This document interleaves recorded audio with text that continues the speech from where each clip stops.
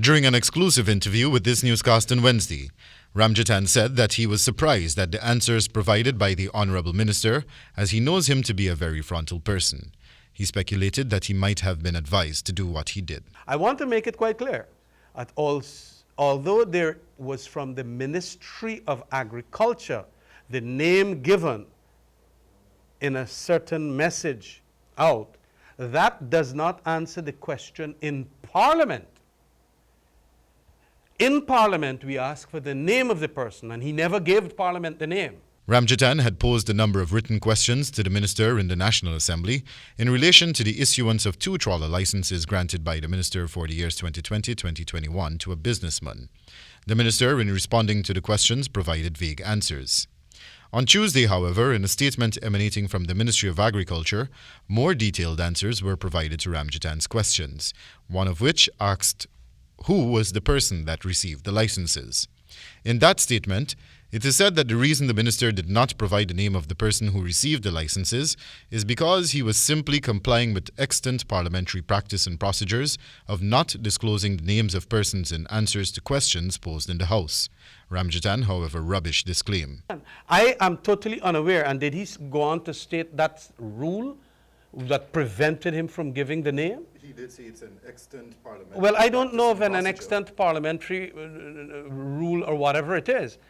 But if a person is to ask you the question, why is it that you didn't give that as the explanation in the Parliament?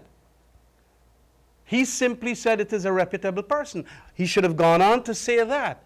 I believe that he's now... Yes, in the Parliament. We cannot do that. Honourable Member of Parliament asking the question, we cannot do that. Why then did he do it publicly? While opining that the matter seems to be shrouded in corruption, the Shadow Minister reiterated his question of due diligence. Ramjattan had asked the Minister whether any due diligence was carried out on the licensees before the licenses were granted. But the Minister responded by saying that he is not aware of any due diligence having to be conducted on the licenses and not the licensees. So all of this nonsense, what the Minister is now saying, as far as I am aware, is just to be clever and to divert the attention. While it is customary for the Minister to consult with the Guyana Association of Trawler Owners and Seafood Processors, GATOSP, before granting licenses, the statement emanating from the Agriculture Ministry posited that the Minister met with members of the GATOSP on January 22, 2021, during which a number of issues were raised.